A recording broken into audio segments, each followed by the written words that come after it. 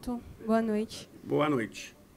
Você pode analisar um pouquinho, trazer um pouquinho a sua visão do jogo e explicar para a gente o porquê que você optou por tirar o Ignácio e manter o Patrick no segundo tempo? Vamos lá.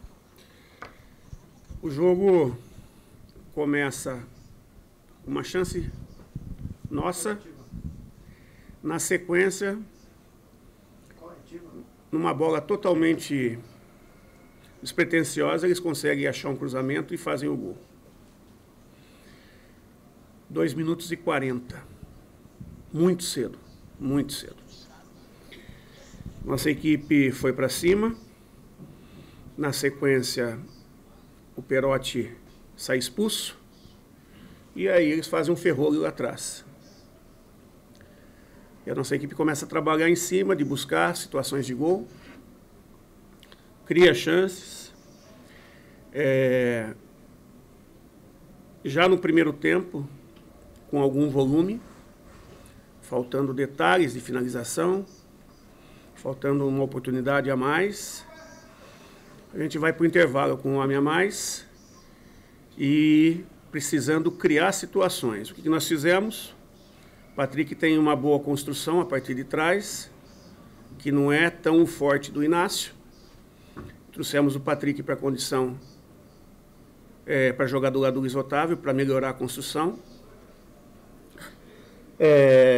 Pusemos o Mugni, com certeza sairia no decorrer. Pusemos o Rezende, que consegue manter mais o posicionamento para poder trazer o Daniel para jogar por trás.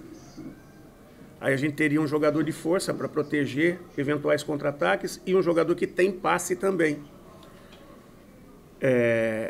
Que tem criação, que tem pegada e tem passe.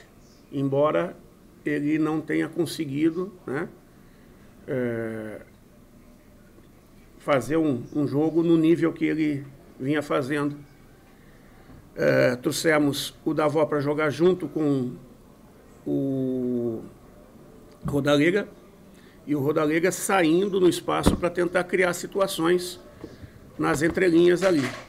Enfiamos 4 jogadores lá em cima, que é o Rildo, o Jacaré, o Rodalega e o Davó. E adiantamos os 2 laterais lá em cima também, para a gente tentar situações. E com isso nós começamos a pilhar situações de gol. Em bola parada, bola na trave, situação de chute na trave, situação de finalização dentro da área com defesa de qualidade do goleiro deles. Acho que até 2 situações assim. Até que o Patrick toma um amarelo.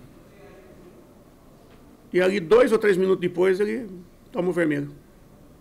Logo, foi próximo, né? Menos de 10 minutos. Foi próximo. E naquele momento, do jeito que estava o jogo, eu não podia abrir mão do passe do Patrick, da construção do Patrick, até porque eles não estavam agredindo tanto. Então era uma questão só de se manter tranquilo. O Patrick já jogou com o segundo cartão, com o cartão amarelo o tempo todo e não chegou a ser expulso. Mas aconteceu. A gente reposicionou a equipe, né? Foi obrigado a tirar o Davó, reposicionou a equipe com o Gabriel. Eles cresceram um pouquinho, porque a partir dali eles tiveram um jogador nivelando o mesmo número. E nós seguimos buscando e eles defendendo, nós buscando e eles defendendo. Em determinado momento a gente achou que o Raí, porque era o jogo praticamente só de ataque, né? O Raí poderia agregar alguma coisa a mais, porque o Borel já estava cansado, né? Tentamos ali também. E o detalhe é que as coisas foram acontecendo, mas nós não conseguimos o que a gente mais buscou, que foi o gol. E esse gol que eles fizeram no início fez toda a diferença para eles, assim como foi com a gente no jogo do Náutico, né? Nós tivemos lances polêmicos ali, em termos de situação. Se efetivasse a situação do Jacaré, por exemplo, era um pênalti que a gente teria condições de empatar, e eles com 2 jogadores a menos, o que facilitaria para a gente chegar no triunfo. Então não foi falta de buscar, não foi falta de tentativa. Às vezes acontecem situações que fogem um pouquinho do controle, né? E tem dias que as coisas não acontecem do jeito que a gente quer. Aconteceu em outros jogos, hoje não aconteceu, infelizmente. O mais importante, situações importantes, não é o mais importante, situações importantes. Primeiro, o nosso torcedor, do começo ao fim, nos apoiou. Agradecer, pedir desculpas pelo resultado. A gente não conseguiria até o final do campeonato, gostaríamos de seguir 100% até o final do campeonato, mas isso aí é uma coisa bastante difícil. Em algum momento poderia acontecer, aconteceu hoje. Segundo, a nossa equipe nunca deixou de tentar. Nós buscamos do começo ao fim, lutamos do começo ao fim, brigamos, tentamos das mais variadas formas. Infelizmente não aconteceu. Mas não muda a entrega, não mudou a entrega, não mudou o respeito à camisa do Bahia, não mudou a dignidade do jogador dentro de campo, do grupo de jogadores dentro de campo. E isso eu acho que é o fator mais importante. E se você analisar toda a estatística do jogo, a única coisa que fez a diferença foi o gol. E o gol é tudo, né? O gol é tudo. Não adianta nada ter 70% de posse de bola, ter um volume de finalizações muito superior a eles, mais de 20, e morrer na trave, morrer no goleiro, a bola não entrar. O que vale é a bola na rede. Por isso que o futebol é apaixonante, né? Muitas vezes a efetividade de um lance pode botar abaixo todo um trabalho do jogo que não foi mal feito, né? Que faltou um detalhe, aliás, um detalhe negativo, que foi o gol tomado, e faltou o detalhe positivo, que seria o gol feito, ou os detalhes positivos, quer dizer, os gols feitos, porque criou para isso. Teve próximo disso. Então, infelizmente, aconteceu. Ô Guto, ainda falando sobre o torcedor, você disse que muitos compreenderam, mas muitos não tiveram uma certa paciência com o esforço do grupo, com a dedicação do grupo. Alguns até saíram meio chateados com você ali na saída. O que é que te disseram e o que você tem para dizer agora de cabeça fria, tranquila, esse torcedor? Não, a gente também não... A gente é sujeito a erros, né? Imagine a tensão do jogo, numa derrota, numa partida que poderia nos colocar na liderança, que é o que mais a gente queria. E aí eu fui ofendido. Eu fui ofendido e retribuí a ofensa. Peço desculpa para ele. Eu, na condição de treinador, não poderia ter feito, né?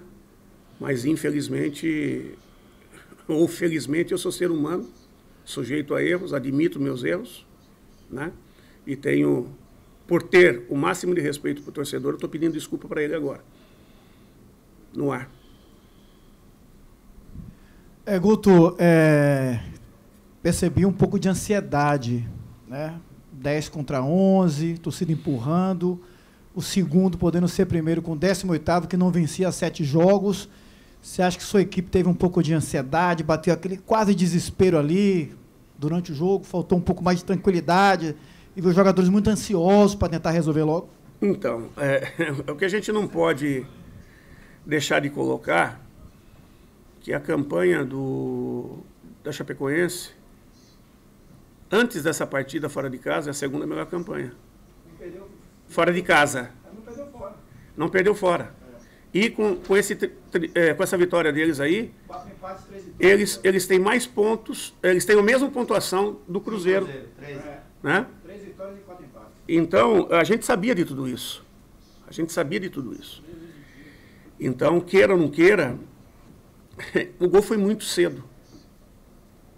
Quando o gol acontece muito cedo, muito do seu planejamento tem que ser reprogramado ou readaptado, digamos assim. Depois, é um time experiente, time da Chape, com vários jogadores muito rotinados. Léo, por exemplo, foi capitão do Cruzeiro há muito tempo, do Grêmio. E os caras queimaram o tempo todo.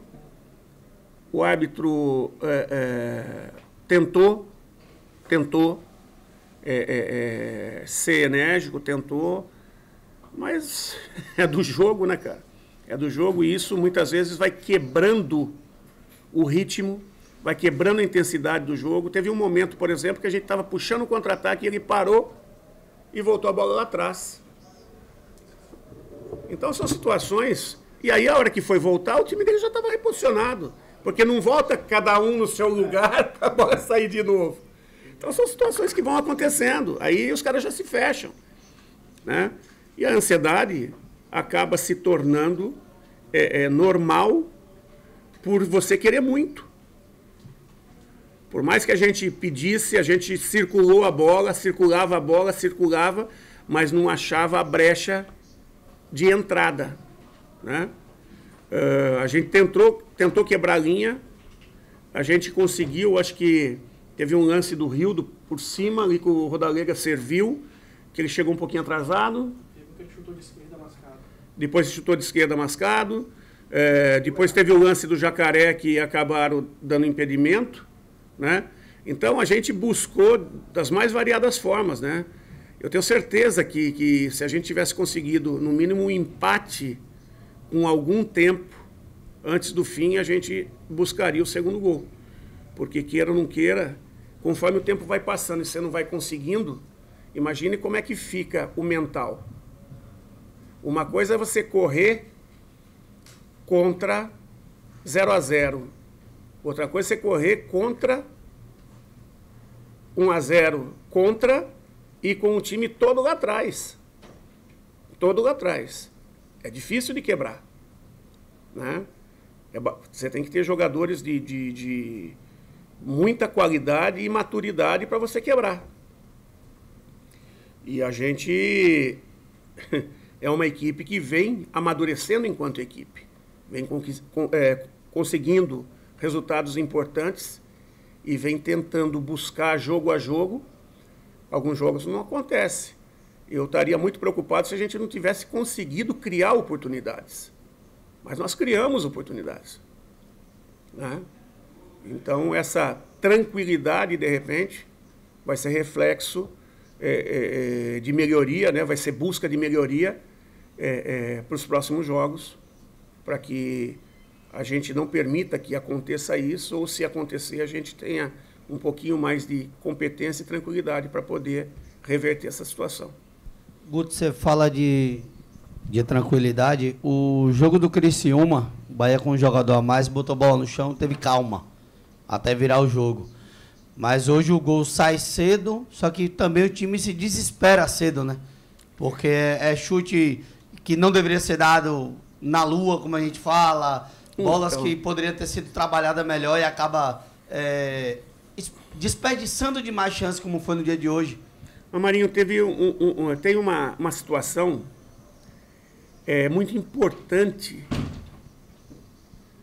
nessa diferença da partida do Criciúma para essa partida.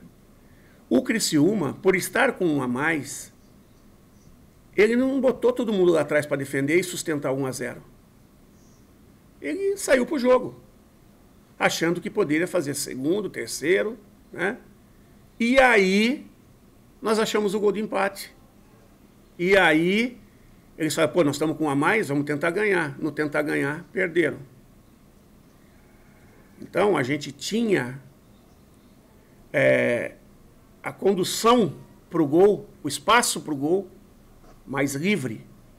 Não foi o caso da Chape. A Chape botou no final do jogo 3 zagueiros para sustentar. A Chape jogou em vários momentos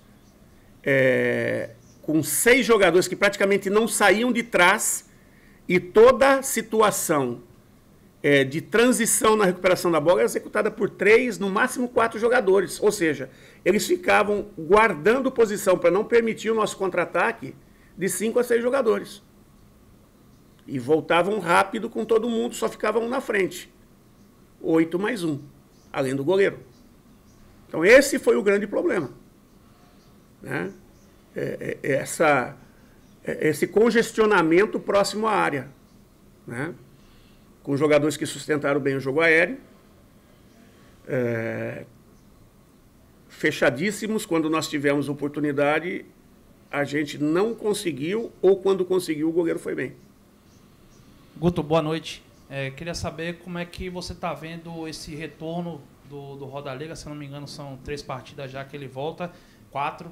Ele, até em termos de construção ofensiva, ali até consegue criar alguma coisa, mas não está demonstrando aquele potencial ofensivo que tornou ele aí o artilheiro do Bahia na temporada. Como é que você tem avaliado? Tranquilo. Eu sabia que no primeiro momento da volta dele teria dificuldade. Pelo tempo que ele ficou parado, ele perdeu um pouco a embocadura. E ele voltou não com semana cheia, ele voltou com sequência de jogos. Então ele mal recupera e já joga, mal recupera e já joga. Agora ele vai ter tempo de recuperar. Então a tendência é que no próximo jogo ele volte um pouquinho melhor. Quando ele tem a semana cheia para recuperar, o jogo dele pode ter certeza que vai crescer, né? Quando tiver jogos sucessivos, em algum momento o jogo dele vai caindo. Mas ainda assim é um jogador criativo, inteligente, que sabe ocupar espaços importantes. Tem um trato com a bola e muitas vezes consegue clarear situações para a gente. Então a gente espera dele também isso. Lógico que quando ele voltar a fazer gol, aí vai ser o Roda Liga que a gente busca. E que a gente consiga que ele volte rápido. Guto, se você já respondeu, me perdoe. Mas eu tenho que perguntar porque eu não estava ali. Sobre as substituições, especificamente o Ignácio e o Lucas Mugni. Então, eu já tinha falado, mas para você eu tenho o maior prazer de voltar a repetir. Nós saímos do primeiro tempo com um jogador a mais, para jogar contra uma equipe que estava toda atrás. A gente precisava ter melhoria de construção. Trazendo o Patrick para trás, a gente teve a melhora de construção e pôde trazer o Daniel para jogar mais atrás, compensando com uma marcação mais forte e posicional que a do Rezende. Quando a gente tira o Mugni dificilmente, pela sequência de jogos, iria até o fim. E o Mugni não é um jogador de guardar posição. Se eu seguro o Mugni, dificilmente eu jogaria com o Mugni e Daniel ali, o meu meio ia ficar aberto. Mesmo com um jogador a mais. Ia ficar aberto, porque eu estou trazendo o Patrick para trás. Então, eu trouxe o Rezende para dar consistência, né, defensiva, e tem passe também, embora ele não tenha conseguido desenvolver o jogo dele da melhor maneira no aspecto de passe, no aspecto de marcação, voltou a ser o que sempre foi. Mas é um jogador também criativo, né? E que essa parada fez um pouquinho, faltou um pouquinho, e eu acho que ele vai retomar no melhor nível. E trazendo o Daniel para trás para acertar passes, e acertou passes muito bons. A gente pôs o Davó por dentro como referência, junto com o Hugo, e isso, o Davó começou a segurar os dois zagueiros e o Hugo rodar nas costas. E a gente conseguiu algumas situações ali. E enfiou o Rildo e o Jacaré por dentro, né, segurando os dois laterais deles por dentro para que a gente pudesse trabalhar as laterais na ultrapassagem. E pusemos o Luiz Henrique para isso, que o Luiz Henrique tem mais balanço do que o Djalma, que não estava mal no jogo, estava bem no jogo. Mas o fato dele ter mais drible contra uma equipe fechada era o que a gente buscava ali. Quebrar o imprevisível, né? E enfiamos o Borel na frente também. Então foi essa a mudança. Quando a gente coloca Raí no lugar do Borel, é que não adiantava nada botar o Jonathan precisando ganhar o jogo, e na situação que estava de... a gente precisava buscar ser mais agressivo, né? O Jonathan um lateral mais equilibrado entre defesa e ataque. Então a gente foi por tudo ou nada com o Raí ali também.